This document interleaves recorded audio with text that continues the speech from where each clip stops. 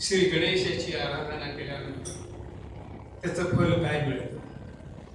दृष्टांतादाखल चरित्र. हे जे कथानक आहे ते ज्या अष्टविनायकाच्या दर्शनाला आपण जाता त्यातला जो प्रथम गणपती मोरगावचा, त्या मोरगावामध्ये घडलेली ही घटना आहे. मुद्गल पुराणामध्ये त्याचा उल्लेख आहे.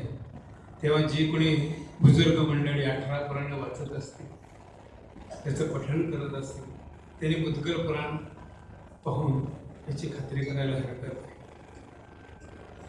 फक्त ते ओवीबद्ध आहे आणि आम्ही त्याच्यामध्ये दिंड्या, साख्या, ओव्या ज्या काही त्याला पोषक आहेत त्या टाकलेले आहे. अतिशय सुंदर आख्यान आहे. सर्व श्रोत्यांच्या डोळ्यातून निश्चित पाणी इतकं ते गंभीर आहे. तेव्हा सर्वांनी लक्ष देऊन ऐकावं एवढी आपल्या सर्वांना कळकळीची विनंती. सायंकाळची वेळ, दिवे लागणीचा समय. अशा वेळी घराच्या पायऱ्या चढून आतमध्ये प्रवेश केला आणि समोरचं दृश्य पाहून मन विषण्ण. चेहऱ्यावर संताप, जीव, कपाळावर आठ्यांचं जाळं पाहिलं आणि न राहून विचारलं, म्हटलं यावेळी निराश. लक्ष्मी घरात येण्याची वेळ आणि ह्यावेळी ही अवस्था काय झालं? उत्तर नाही. एकदा विचारलं, मी विचारले उत्तर का देत नाही? आणि उत्तर मिळालं, आपली लाडकी. हेच आपली म्हणजे आपली, माझे नाही. आपली सदांतदा काळजी तिची, तिचंच कोड कौतुक करायचं, घरातलं काम नको करायचं. लहान आहे तोवर ठीक, उद्या मोठी झाल्यानंतर आपल्या सासरी गेली की माहेरच्यांची अप्रूप वेशीला टांगली जाईल. त्या दोषे कोण? मी. तर मी सांभाळ देणार, मी शिक्षण दिलं नाही असंच सारे लोक म्हणणार. तेव्हा ते काही नाही, आजपासून नाही, या क्षणापासून तिला पडेल ते काम तिने केलं. त्याचा नाईलाज. तिनं मनाने खाली आणि म्हणाले, प्रिय, मुलीच्या भवितव्यासाठी तू म्हणतेस ना, ते साधं नाही, खरं आहे. पण तरी मला असं वाटतं की आलं नाही लहान, काय करावं? काय करावं म्हणजे उद्या तिच्या सासरी जाऊन तिची आई तिची बाजू मांडणार आहे का? रागावू नका, ती एकदाची मरून सुटली आणि माझं मात्र पावलं पोहले.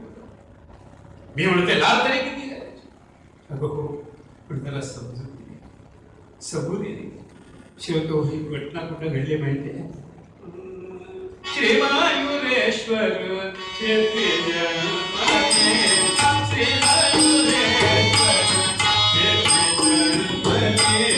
क्षत्रिय मोठा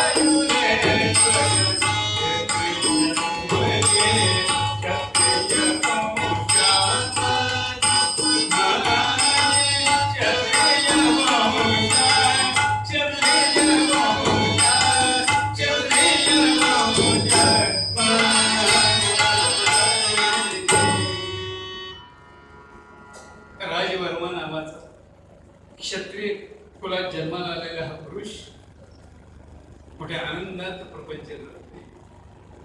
मयुरेश कृपेनं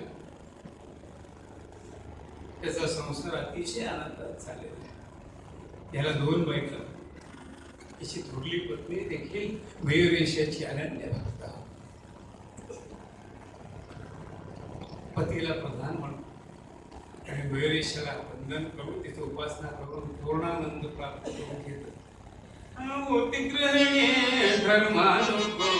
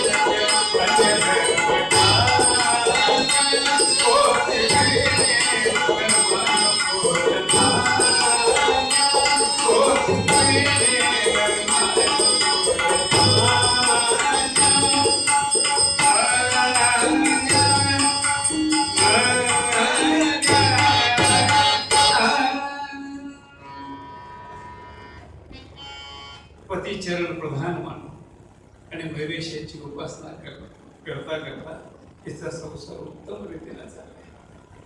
ही मयुरेशाला हात जोडून प्रार्थना केली की हे मयुरेशा, तुझ्या विश्वासावरच सारं विश्व जातं, साऱ्या विश्वाचा आधार तूच आहेस. त्या उत्पत्ती स्थिती आणि लय घेऊन तुला प्रार्थना एकच की या विश्वाला, या जगताला सुखी ठेव, आनंदी ठेव. अशी भक्ती पाहिजे ना की कोणत्याही विभक्तीत न बसणार त्या मयुरेशावर थोर प्रीती जाणून कोणत्याही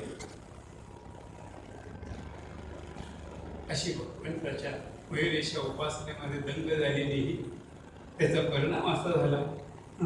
भक्ती भाव पाहून येताये भक्ती भाव पाहून येताये मयुरेशे यावरी कृपा दे, मयुरेशे यावरी कृपा दे. झाली कन्याच्या एक रूपाचे, एक रूपाचे भक्ती प्रगटे जडोदा विद्यार्थी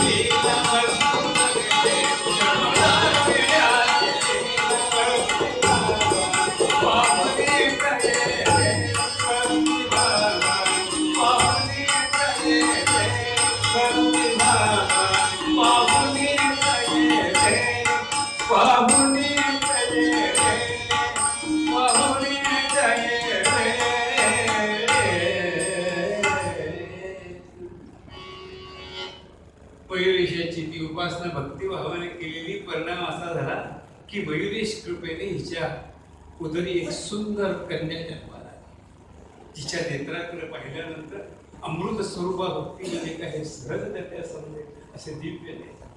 भक्तीचं साक्षात रूप म्हणजे ही कपा. मयुरेश कृपेने झालेली ही कन्या घरामध्ये सगळीकडे आनंदी आला. दिवसा मासाने ही कमला लहानाची मोठी होती. दिवसा मासे कन्या वाणे चंद्रकले परी तेज लढे, पाहुणे ऐसे दिव्य रूपडे विस्मित जन होते.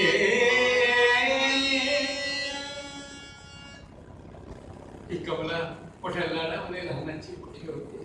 आल्या गेल्या प्रत्येकानं तिला तिचं गोड कौतुक करावं, तिच्याशी तिच्या बोलीनं बोलावं, जमलं तर तिच्या चालीनं चालावं असा दिनक्रम सुरू झाला. असेच काही दिवस गेले आणि क्वचित कळे वर्तत असता कय नगरे पंचत्व पावले राजवर्णचे नारे कमला मातृहेन झाले. या कमलेचं मातृछत्र गेलं. आई आई अशी हाका मारायला सुरुवात केली. पण राजवर्मा तिच्या सापत्न मातेकडे बोलून म्हणतोय, कमले अगं तुला चिंता करण्याचं कारण आजपासून ही तुझी आई आहे. तुला जे जे हवं ना ते सारं ती तुला ते, तुला काळजी करण्याचं कारण नाही. हे बोलणं ऐकलं आणि कमलेला जीवनामध्ये आधार गवसला. दुसरी माता होती तरी सापत्न माता, आणि सापत्न मातेची महती जगताला ढोकली. आणि या सापत्न मातेने आपल्या महतीप्रमाणे या कमलेला त्रास द्यायला सुरुवात केली. मनी धरुणी सापत्न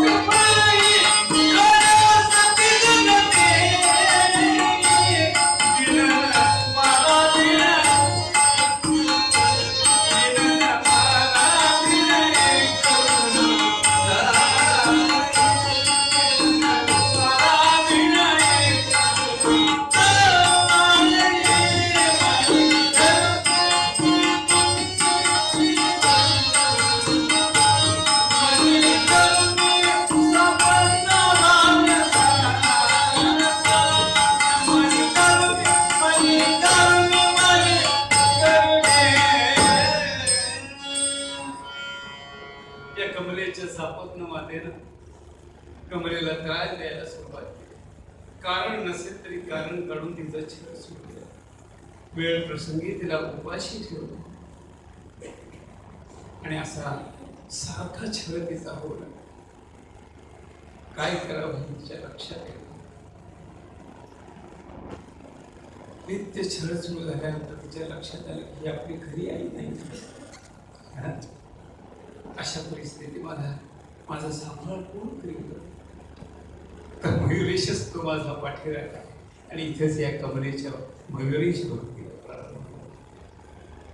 डोळ्याने त्या मयुरेशाचं दर्शन घ्यावं आणि सात्विक भावामतावर वेळ जाऊ द्यावी असा दिनक्रम सुरू. हे सगळं राजमार्गाला कळत नव्हतं असं नाही, कळत होतं.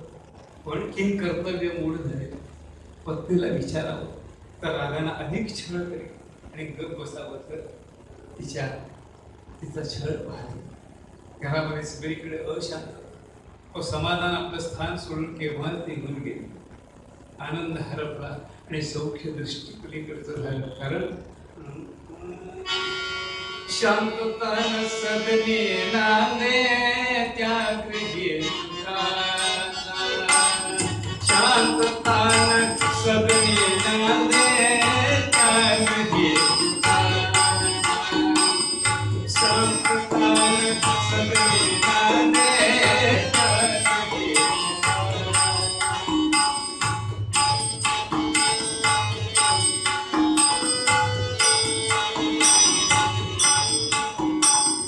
लेश किमपि नसतो साचा वास अवगसे.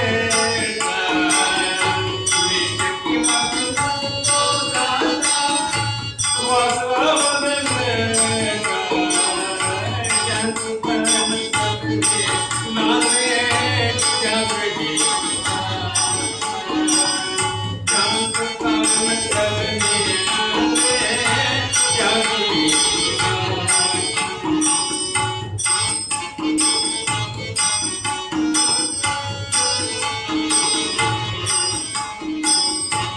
भाग्यलक्ष्मीच्या सदनी जातसे निघोनी.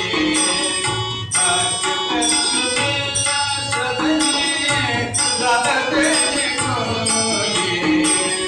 धर्म कर्म सांगण होते काम होते. कधी सदनी जाते अवघ्या देवदार होनी. दुनिया जन करताये या गत्या पुरा. दुनिया जन करताये या गत्या पुरा. सदने नांदे त्या गृही शांतता सदने नांदे त्या गृही.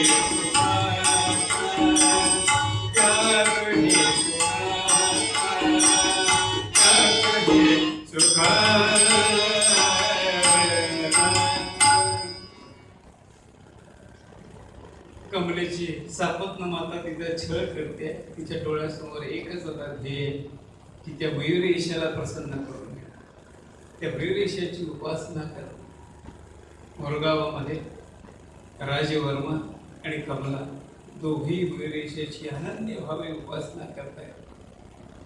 श्री गजानन जय गजानन असा नामघोष अखंड मुखाने चालू आहे. आणि इकडे मानव देशी राज्य करील से.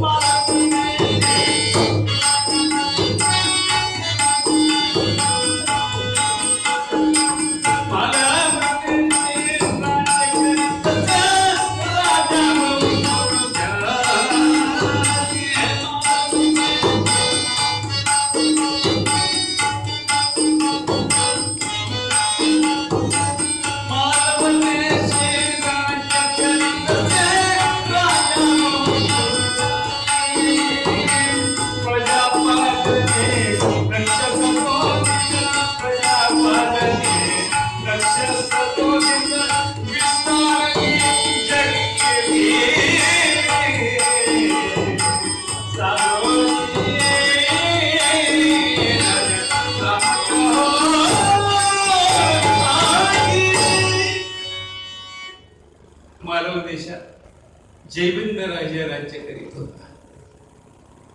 या राजाचा विवाह होऊन बरेच दिवस झाले तरी राजाला पुत्र संतान. पुत्र नावाच्या नरकातून वाचवणारा पुत्र या राजाला एक तरी पुत्र आपल्या पोटी असेल म्हणून हा जयविंद राजा भगवान शंकरांच्या आराधनेला बसला. भगवान शंकरांच्या षडाक्षरी मंत्राचा नामजप सुरू झाला. म्हणा ओम नमः शिवाय, ओम नमः शिवाय, ओम नमः शिवाय, ओम नमः शिवाय, ओम नमः शिवाय, नमः पार्वती पते हर हर महादेव. अशा रीतीने हा जयविंद राजा शिवध्यान, शिवपूजन, शिवदर्शन हा जयविंद राजा शिवरूप झाला. सतत त्या शिवालाच पाहावं अशी मनाची धारणा झाल्याने भगवान आशुतोष सुप्रसन्न झाले आणि एका पहाटे राजाला स्वप्न पडलं आणि या स्वप्नामध्ये त्याला डमरूचा ध्वनी कानाला ऐकला, विभूती दर्शन झाले आणि साक्षात उमापती पार्वतीसह वर्तमान प्रकट झाले. शिवस्वप्ने प्रगटुनिया राजा शिवभक्त, शिवस्वप्ने प्रगटुनिया बोले राजा तुझे गहन कर्म, सुत सौख्य तुम्हा नशिबे नाही परी सांगतो एक वर्म. भगवान आशुतोष म्हणाले राजन तुझ्या नशिबामध्ये पुत्र संतान योग नाही बाबा, तरीही तू माझा अनन्य भक्त आहेस म्हणून तुझ्याकरता एक मी पर्याय ठेवतो. तेव्हा मला असं सांग, दीर्घायु मूर्ख सुता, दीर्घायु मूर्ख सुता, वापायु शहाणा तुला बाळा, काय रुचे तव मानसे कैसाची वर प्रसाद मागावा. राजा तुझ्याकरता एक पर्याय ठेवतो. हे बघ मला सांग, शतवर्ष आयुष्य असणार पण मूर्ख पशुतुल्य वागणारा असा पुत्र तुला हवं का? आयुष्य फक्त 18 वर्षात पण भास्करासारखं दैदिप्यमान असा पुत्र हवा. कोण त्याचा तुला कुठला पुत्र? जयविंद राजाने हात सोडले, तेव्हा हे भगवान मला अल्पायू पुत्र चालेल, आयुष्य कमी असलं तरी चालेल पण ते कर्तव्यानं महान असतं. पण माणूस किती वयाचा, किती धर्मान याहीपेक्षा किती उदार अंतःकरणाचा आणि किती कर्तव्य तत्पर यावर त्याच्या फुलाचा उत्कर्ष अवलंबून. जयविंद राजाने हात सोडले, म्हणाले देवा मला अल्पायू पुत्र चालेल. भगवान शंकर तथास्तु म्हणाले आणि यथा अवकाश त्या जयविंद राजाच्या पुढे एक सुंदर बालक जन्माला. 12व्या दिवशी मोठ्या राजेशाही थाटात या बाळाला पाळण्यामध्ये ठेवलं आणि नामकरण विधी संपन्न झाला. त्याचं नाव धर्मांग असं ठेवलं. प्रत्यक्ष उमापतीच्या साक्षीनं किंवा त्याच्या कृपेनं हा जन्माला आलेला पुत्र राजा राणीलाच काय पण सगळ्या प्रजाजनांना आनंद वाटायला. हळूहळू बाल राजे धर्मान रांगायला चुकलो. आपल्या मृदचा मग करस्पर्शानं धरणी मातेला गोदवल्या. बाल राजे धर्मांग हळूहळू चालायला. प्रत्येक पाऊल विश्वासपूर्वक टाकण्याचा वस्तुपाठ जणू शैशवातच घेतले. बाल राजे धर्मांग एका महालातून दुसऱ्या महालात निघाले की पहिल्या महालातल्या वाऱ्याला दुसऱ्या महालातल्या वाऱ्याला विचार वारे स्वागता करता सिद्ध असतात. बाल राजे धर्मांग काय वायूला देखील त्याच्याबद्दल अभिमान वाटावा असा हा धर्मांग लहानाचा मोठा होतोय. मोठ्या आनंदामध्ये तो लहानाचा मोठा होतोय. सर्वांना सर्व बाबतीत विसर पडले पण काळ पुरुष काही तिथे दिसते. हा हा म्हणता त्या धर्मांगाला 18 वर्ष आणि आपल्या आईशी मोठ्या प्रेमानं बोलणारा हा धर्मात क्षणार्धात चक्कर येऊन आईच्या मांडीवरच देह ठेवला आणि मग खाली कल्लोळ जो तोही त्याला आई सांगे बाल झोपलाय आता जागा मला न सांगता जाईल तसं आईचं हृदय आहे.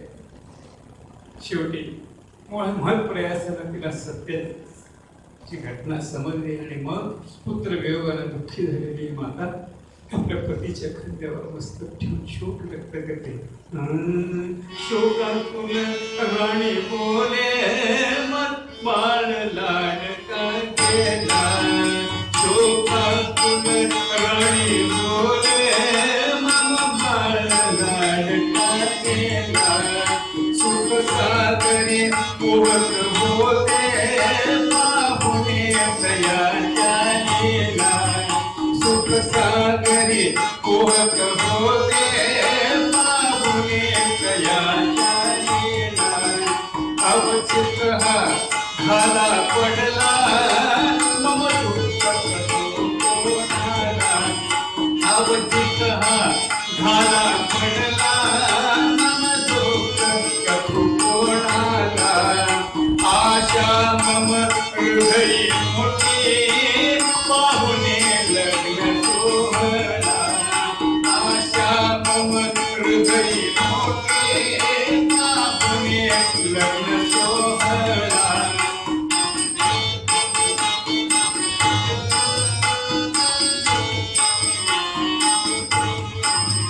सुनमुख पहावे मग नातू अवलोकने. मग नातू अवलोकने. आशा मम उरली नाही बाळास मजसी जाळा. आशा मम उरली नाही बाळास मजसी जाळा. शोकातून राणी गोरे मम बाळ लाडका गेला. मम बाळ लाडका गेला. मम बाळ लाडका गेला. पुत्र वियोगाने दुःखी झालेली ही माता आपल्या पतीला म्हणते, आजवर मी विचार करत होते की माझ्या एकुलत्या एक मुलाचा विवाह करेल. सुनमुख आहे पण आता ते शक्य नाही. पण तरी देखील एक लक्षात ठेवा, या शवाचा विवाह एक तरी सद्गुणी कन्या याच्याकरता वधू म्हणून शोधून. आणि हे जर जमणार नसेल तर प्रथम त्या चितेमध्ये मला ढकला आणि मग माझ्या नातवाच्या आपल्या मुलाच्या देहाला अग्नी द्या. जो जोई त्याला हेच सांग, शोधून कन्या आणा. शोधून कन्या आणा. सुंदरशी विनयशील भाग्यवती. लावा विवाह तिचा मम बाळाच्या शवाच वेळ पुढते. जयवंत राजाचा नाईलाज. आणि मग वधू संशोधनात हा प्राधान्य काय. राजकुमार धर्मांगचं मृत शरीर सुगंधित ठेवलं गेलं. आणि मग अनेक हत्तींवर घोड्यावर सोनं हिरं माणकं वाचून असा लवाजमा घेऊन धान्य राशी धनराशी असं लवाजमा घेऊन हा प्रधान आपल्या राजाला सून आणावी म्हणून निघालेला. अनेक देशपाल करत करत करत हा प्रधान मोरगाव क्षेत्री आला. आणि मोरगावाच्या चौकामध्ये दवंडी पेटली. ऐका हो ऐका, जो कोणी आमच्या महाराजांच्या मृत शवाबरोबर लग्न लावण्यासाठी आपली कन्या दिली त्याला आहे सारं धन दिलं जाईल. हो ऐका हो अशी दवंडी पेटली गेली. आणि ही दवंडी कमलेच्या स्थापत्य मातेने ऐकली मात्र. आणि तिनं ठरवलं काय केलं, समर्थपणाचा डाब साधिला. समर्थपणाचा डाब साधिला. समर्थपणाचा डाब मातेने कमल केला. मातेने कमल केला. वैभवच्या लोटाया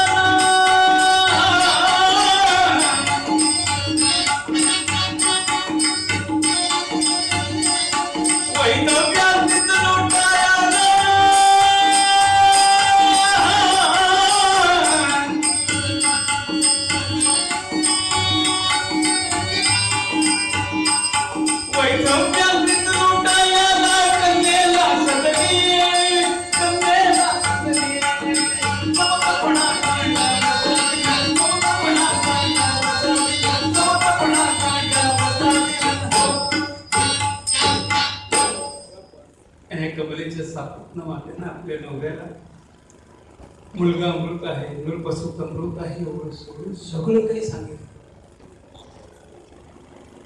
आणि म्हणाले, अहो अहो ऐकलत का, मला आपल्याला काही विचारायचं. अहो ऐकलत का, मला आपल्याला काही सांगायचं आहे. बोला, काय सांगायचं. नाही, माझं म्हणणं एवढंच आहे की आपल्या कमलेच्या भाग्यामध्ये असा जर सुयोग चालून आला असेल तर तिच्या भाग्याला आपण कशाला, असं म्हणून आपल्या पतीचं म्हणणं काय आहे म्हणायची ऐकायच्या आधीच ती निघाली आणि प्रधानांच्या समोर येऊन उभी राहिली आणि म्हणते, देते मी निज कन्या घेऊनिया कार्यच साधाने, नृपसुत मृत आहे त्यावर माती जसे नाव द्यावे. देते मी निज कन्या घेऊनिया कार्य शीघ्र साधावे, परी नृपसुत मृत आहे त्यावर माती जसे नाव द्यावे. कमलेच्या सापत्न मातेने कमलेला उष्ण पाण्याने धावून तिला भरझरी वस्त्र घोडा घोड्याचं खायला दिलं. हे सगळं पाहिलं आणि कमला विचार करते, आज जर मी हिला वेगळ्या रूपात पाहिलं पण मी सासरे जाणार कितीवर दुःख होते. हीच माझी खरी आई म्हणून तिच्या खुशीमध्ये मस्तक खोपसला आणि भावनांना वाटत झालं. कमला निघाली, मोरगावची वीस ओलांडता आसवात अनावरत आहे. तिने मयुरेशाला च्या समोर उभे राहिली, हात जोडले आणि म्हणाले, मयुरेशा, अरे तू माझा तर सांभाळ करशीलच, माझे वृद्ध माता आहेत त्यांचा देखील सांभाळ करशील असं म्हणत ही कमला श्री गजानन जय गजानन असं म्हणत निघाली. आणि इकडे राजधानीमध्ये सगळीकडे आनंदी आनंद. हा आनंद खरं वर करणे राजाचा विवाह पाहण्यासाठी कोण बरं ही मुलगी आपल्या भाग्याला विमुख झाली हे पाहण्याकरता लोक जमले. वैदिकाने अंतःपट धरला आणि मंगल वाचनाला सुरुवात. शुभमंगल सावधान असा नामघोष झाला मात्र आणि उपस्थित सर्व लोकांनी वधूवरांच्या वर अक्षरात टाकल्या. आणि त्याच वेळेस या कमलेच्या लक्षात आलं की अरे आपण स्वतःहून दुर्दैवाला सामोरं. कमलेनं चटकन आपल्या सासूबाईच्या महाराणीच्या तो महाराणीचा शोर बंद देखील पडतो.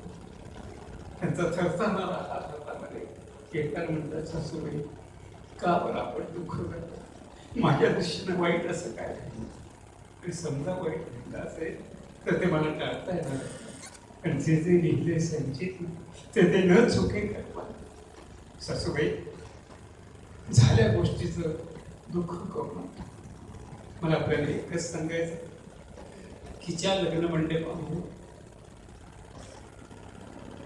वरातीची सोय झालेली आहे याच लग्न मंडपामध्ये माझ्या सौभाग्याच्या अंत्ययात्रेची सिद्धता झालेली. सासूबाई माझी एकच विनंती आपल्याला, परी एक रात्र येथे पती सन्निध मग सुखे असू द्यावं, अनुभव पती संगतीचा घेईन मी प्रार्थना अमान्य हो. सासूबाई माझ्या पती सेवा समवेत एक रात्र मी राहावं एवढीच माझी इच्छा आहे. सासूबाई आपण नाही म्हणू नका, परवानगी. सासूबाई म्हणाले, मुली मी तुझ्या भाग्य आहे आणि अंतयात्रा. अंतरयात्रेमध्ये कमला पाहिली कडेकोड बंदोबस्त आहे. अहो राजकुमार मजल कर अंत्ययात्रा स्मशानभूमीमध्ये समोर रचलेली चिता पाहिली. कमलेचं हृदय गडबडून कमला विचार करते, लहानपणी आईनं आणि आता पती अशा विधान संकटात सापडलेली ही कमल. तिनं आसनं मांडलंय त्या चितेसमोर आणि आपल्या पतीच शिरकमळात मांडीवर घेऊन आणि मुखानं श्री गजानन जय गजानन असताना घोष सुरू दुर्वांकुराने युक्त तशी मयूरपेशीची मूर्त डोळ्यासमोर आणली आणि भजनामध्ये इतकी तन्मयता आली तिच्या की भजन करता करता करता तिची समाधी केव्हा लागली तिचं तिलाच कळलं. ती प्रार्थना करते, मयुरेशा माझा सांभाळ करणारा फक्त तू आहेस, माझा सांभाळ करणारा फक्त तू आहे तेव्हा मयुरेशा. म्हणून मयुरेशाला प्रार्थना केली आणि काय असे मोरगावरच्या मयुरेशानं तिच्यावर कृपा केली. पाहता तो भक्त सखा कळवळला सतीची पाहोनिया तदा विमला कमला सुखी कराया दे आज्ञा नग्न भैरवासी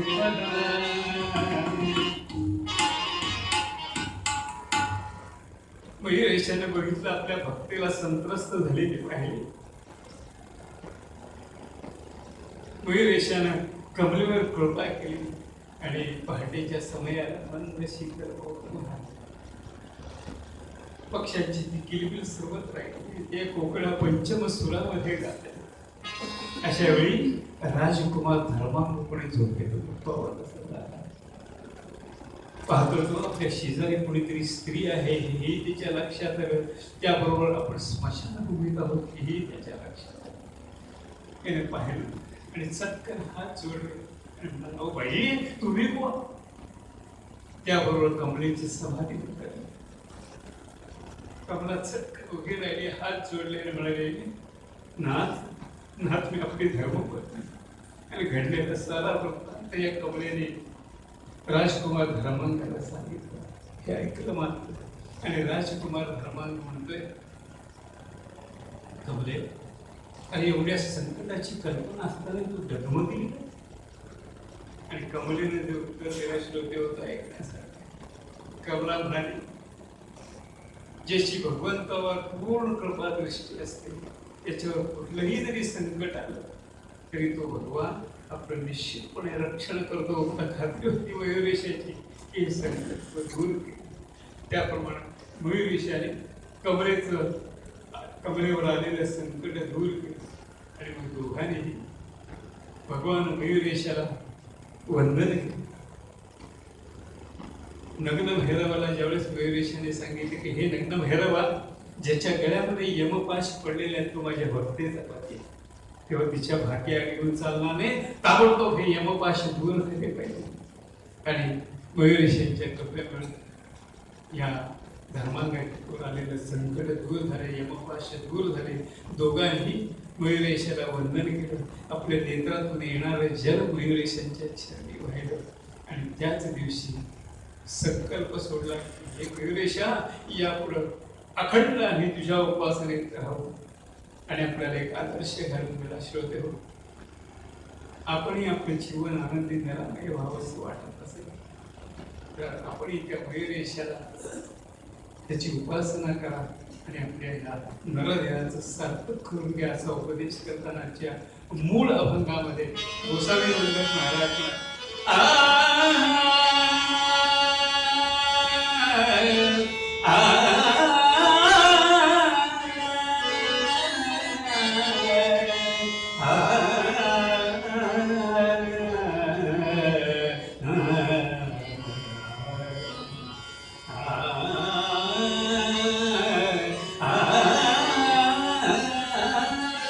देव गजानन